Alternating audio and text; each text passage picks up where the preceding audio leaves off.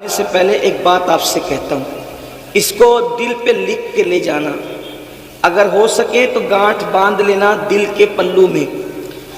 جب بھی کسی جلسے میں عرس میں دینی محفل میں جاؤ، وہاں کسی کو ڈانٹنا نہیں۔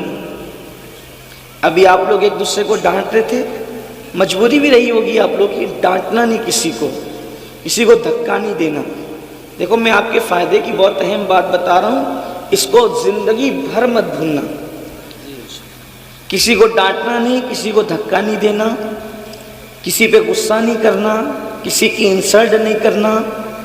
وجہ کیونکہ ہمارے آقا علیہ السلام نے فرمایا، ہماری سرکار کا فرمان ہے، جہاں 40 مومن جمع ہوتے ہیں ان میں ایک اللہ کا ولی ہوتا ہے۔ جہاں 40 مومن جمع ہوتے ہیں ان میں ایک اللہ کا ولی ہوتا ہے۔ اب یہ ہزاروں کا مجمع ہے، اب اس میں کون اللہ کا ولی ہے کسی کی پیشانی پہ نہیں لکھا۔ اب آپ نے کسی کو ڈانٹا تو ہو سکتا وہی ولی ہو، آپ نے کسی کو دھکا دیا ہو سکتا ہے وہی ولی ہو۔ تو اب آپ تو آئے تھے جلسے میں اپنی آخرت سدھارنے کے لیے، لیکن آپ نے ولی کو ڈانٹ کر اپنی آخرت خراب کر لی، ولی کو دھکا دے کر۔ کیونکہ ولایت پیشانی پہ نہیں لکھی ہوتی۔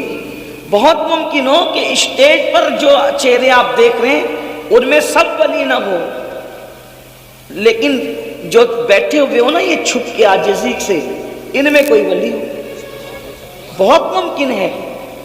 یہ بات اچھی طرح یاد رکھیں۔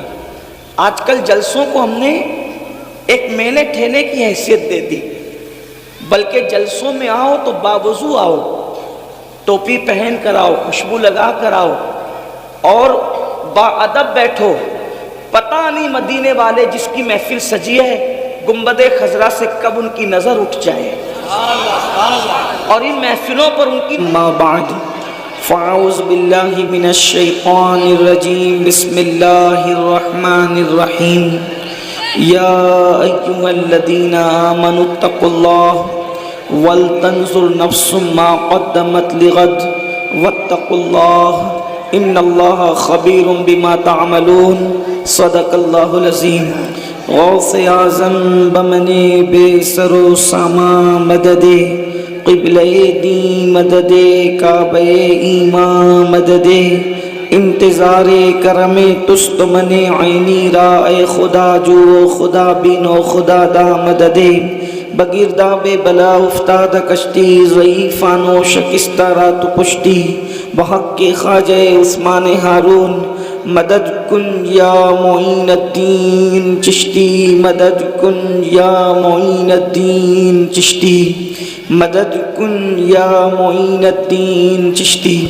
انتہائی احترام و عقیدت کے ساتھ اپنے اور ساری کائنات کے مرکز عقیدت انیس بے کساں چارہ ساز درد مندہ، ہم غریبوں کے غم گسار، ہم فقیروں کی ثروت، شہر یار ارم تاجدار حرم نوبہار شفاعت، شب اسرا کے دولہا نوشے بزم جنت، دانائے سبل مولائے کل ختم الرسل، خسروِ خوباں سیاح لامکاں وجہ کن فکاں، در اللہ المکنون سر اللہ المخزون عالم ما کان وما یکون، آب و گل انبیاء جان و دل اصفیاء، مطلع ہر سعادت مقطع ہر سیادت، خلاصہ کائنات فخر موجودات، حضور احمد مجتبی محمد مصطفیٰ، ارواحنا فدا صلی اللہ تعالی علیہ وآلہ وصحبہ وبارک وسلم کی بارگاہ بے کس پناہ میں جس طریقے سے پڑھاؤں بلند آواز سے میرے ساتھ مل کر پڑھیں۔ الصلاۃ والسلام علیک یا رسول اللہ۔ اتنا بڑا مجمع درود شریف پڑھنے کے لیے آواز آپ بلند کر لیں، الصلاۃ والسلام علیک یا نبی اللہ، الصلاۃ والسلام علیک یا حبیب اللہ، وعلی آلک واصحابک یا نور اللہ، صلی اللہ تعالی علیہ وسلم۔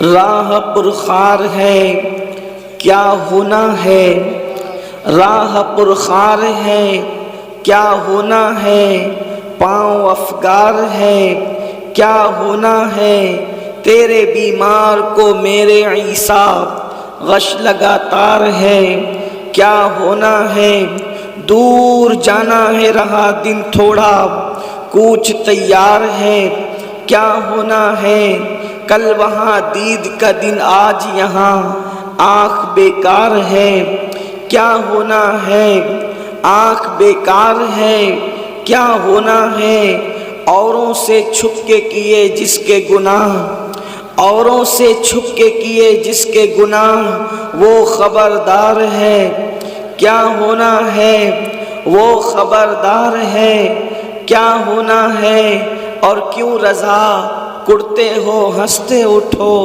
کیوں رضا کڑتے ہو ہنستے اٹھو، جب وہ غفار ہے کیا ہونا ہے، جب وہ غفار ہے کیا ہونا ہے۔ آج کی یہ محفل بڑی خوبصورت محفل، یہاں کے لوگوں نے بڑی محنت مشقتوں کے ساتھ سجایا۔ اللہ تبارک و تعالی ان سب کی محنتوں کو، ہمارے امام صاحب اور ان کے رفقا کی محنتوں کو شرف قبولیت عطا فرمائے۔ میں نے آج آپ کے سامنے سورۃ الحشر سے ایک آیہ کریمہ کی تلاوت کرنے کا شرف حاصل کیا ہے۔ اللہ تبارک و تعالی اس کے متعلق مجھے حق کہنے اور آپ سب کو حق سن کر اس پر عمل کرنے اور اسے عام کرنے کی توفیق عطا فرمائے۔ میرے بھائیوں، ہم مسلمان ہیں، الحمدللہ ہم مسلمان ہیں، اور مسلمانوں کا یہ بنیادی عقیدہ ہے۔ مسلمان کسی بھی خطے کا ہو، کسی بھی قبیلے کا ہو، کسی بھی علاقے کا ہو، ہر مسلمان کا بنیادی عقیدہ ہے، بلکہ مسلمان رہنے کے لیے یہ عقیدہ ہے۔ بندہ اس وقت تک مسلمان مانا نہیں جائے گا، بندہ اس وقت تک مسلمان کہلائے گا بھی نہیں، بندہ اس وقت تک مسلمانوں میں شمار نہیں ہوگا جب تک اس کا یہ عقیدہ نہ ہو جائے کہ ایک دن مرنا ہے، اور مرنے کے بعد ہمیں اٹھنا ہے، اور مرنے کے بعد اٹھنا ہے، اور پھر اللہ کی بارگاہ کے اندر ہمیں کھڑے ہونا ہے، اللہ کی عدالت میں کھڑے ہونا ہے، اور خدا کی عدالت میں کھڑے ہو کر پھر انسان کو اس کے اعمال کے حساب سے جواب دینا ہے۔ انسان نے اپنی زندگی پیدا ہونے سے لے کر موت کی آخری ہچکی تک کہاں گزارا، کیوں گزارا، کس طرح گزارا، کس کام میں گزارا، ان ساری چیزوں کے بارے میں اللہ تبارک و تعالی ہم سے پوچھے گا۔ تھوڑی دیر میں آپ کی توجہ چاہتا ہوں۔ یہاں کے لوگ، اس پورے علاقے کے لوگ بڑے محبتی لوگ ہیں، بڑے پیارے لوگ ہیں، بڑے پیار کرنے والے لوگ ہیں، لیکن آپ کی تھوڑی دیر کے لیے میں توجہ چاہتا ہوں۔ آپ غور فرمائیں، میرے آقا صلی اللہ علیہ وآلہ وسلم کے پیارے دیوانوں، آپ ذرا سوچو تو صحیح، آپ ذرا غور تو کرو۔ ایک دن وہ آنے والا ہے، یہ اپنے ایمان کا حصہ ہے، جس کو آخری دن کہتے ہیں، یعنی اس کے بعد پھر کوئی دن نہیں ہے، آخری دن ہے، جسے یوم آخرت کہتے ہیں، جسے میدان محشر کہتے ہیں، جسے میدان حشر کہتے ہیں۔ اس کے بعد پھر کوئی دن نہیں ہے، یا تو پھر لوگ، اللہ اکبر، خوش نصیب لوگ یا تو جنتی جنت میں چلے جائیں گے، یا پھر اللہ اکبر بدقسمت لوگ جہنمی جہنم میں جائیں گے۔ ہمیشہ پھر کسی کا ٹھکانہ جنت ہوگا، کسی کا ٹھکانہ جہنم ہوگا، میرے آقا صلی اللہ علیہ وآلہ وسلم کے دیوانوں۔ لیکن ایک دن ہے جس کو یوم آخرت کہتے ہیں، اور اس دن اللہ خود اپنے بندوں سے حساب لے گا، اللہ اپنے بندوں سے خود پوچھے گا، بلکہ وہ فرماتا ہے اَيَحْسَبُ الْإِنسَانُ أَن يُتْرَكَ سُدًى، کیا انسان یہ تصور کرتا ہے کہ اس سے حساب نہیں لیا جائے گا، بے حساب اس کو چھوڑ دیا جائے گا؟